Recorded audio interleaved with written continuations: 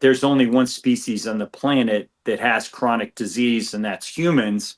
And why are we looking at diseased people? Why don't we look at healthy species of animals that are on the planet for the purposes of trying to identify how it is that they lack chronic disease?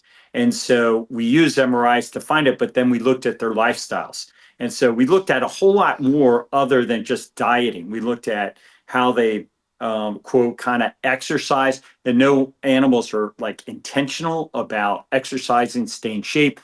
Instead, is how they live on a daily basis or generally with regard to physicality. So they'll have conflicts, predator prey conflicts. They'll have conflicts within a species where they're competing with each other, and then just lifestyles. And so if you look at that and start applying from that perspective to human beings, you can, and you measure an effective target like fat around the heart or fat within the abdomen, you can start seeing the impact of, of either the inclusion of certain strategies or the elimination of certain strategies.